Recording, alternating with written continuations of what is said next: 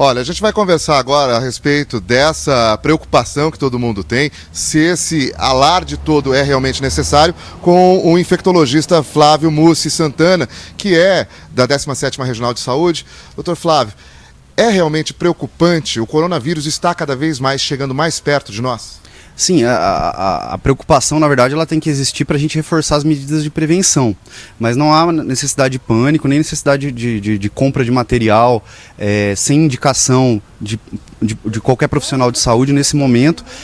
A gente tem casos suspeitos que estão sendo monitorados, como está acontecendo no mundo todo. Mas a gente não tem confirmação aqui na nossa região de casos dessa forma. E, na verdade, até a utilização desses materiais ele tem que ser feito com indicação, porque o mau uso ele pode trazer uma falsa sensação de segurança e a gente descuidar com as medidas práticas de higiene, que são o que vai trazer maior prevenção, não só para essa doença que é o coronavírus, como também outras doenças respiratórias, como a influenza que a gente tem sazonalmente e outras doenças respiratórias que possam acontecer. Nós tivemos em Guaíra um homem que estava sob suspeita, mas foi descartado. Só que ele não apresentava sinais da doença. Qual que é o critério para avaliar se um paciente é suspeito ou não?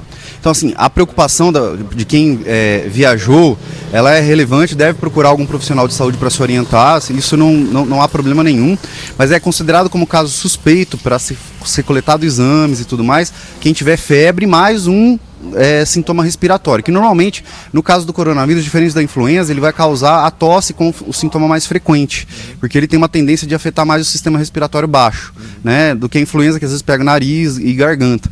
E aí, então, a gente procura esses sintomas mais o contato com algum caso suspeito ou confirmado, ou viagem para algum local do mundo onde a doença está presente. No caso, esse homem que não apresentou sintomas da doença, ele veio da Itália. Mas outras pessoas que vieram da Itália não tiveram sob suspeita. Por que essa diferença?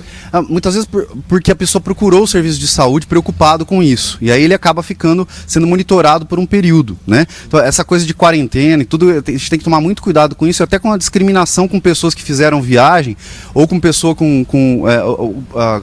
orientais, porque assim, elas não, o vírus ele só vai estar presente na nossa comunidade quando alguém trouxer de fora e a gente começar a ter a transmissão entre nós. Então isso não está acontecendo, e aí a cautela ela acontece mesmo em quem é assintomático e procurou o serviço de saúde, ou esteve num voo com alguém doente, mas por uma questão de vigilância, porque a gente tem que, a vigilância ela age passivamente quando chega um caso até nós, e a vigilância ativa é o monitoramento dos possíveis casos suspeitos, para a gente poder prestar a assistência adequada se acontecer o adoecimento. A gente tem ali na região de Curitiba, né, região metropolitana, 3 casos em Curitiba, 2 casos ali na região metropolitana, mas e Londrina? Porque a gente recebe informações direto de telespectador, mandando WhatsApp, dizendo que tem casos em Londrina, sendo investigados inclusive ali no hospital universitário. Existe realmente alguma pessoa sob suspeita do coronavírus em Londrina?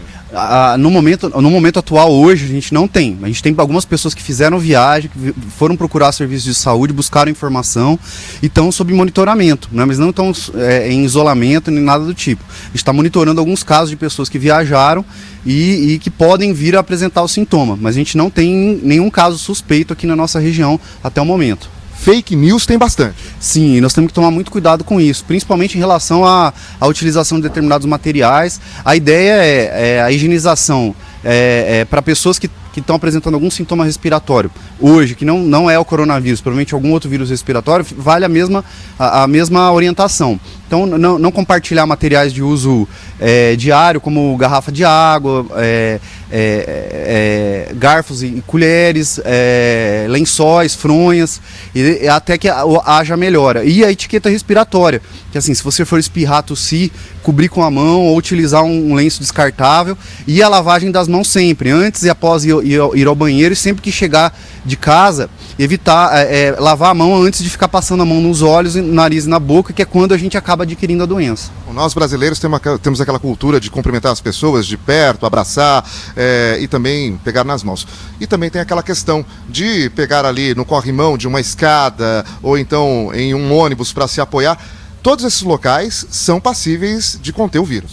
Sim, eu vou dar um exemplo prático. A gente tem o sarampo ainda na nossa região aqui, falando do estado do Paraná, como um problema. O sarampo ele tem uma capacidade de transmissão muito maior, né? Uma pessoa infectada com sarampo pode infectar até 12 pessoas.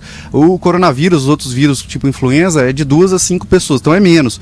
Mas a precaução de higiene é a mesma, então lavagem das mãos. Agora a gente não precisa perder essa nossa característica afetuosa, né? O que a gente tem que fazer em caso de você ter cumprimentado alguém e chegando em casa ou antes de passar a mão nos olhos, na mão, na boca, no nariz, a gente fazer a lavagem correta das mãos antes.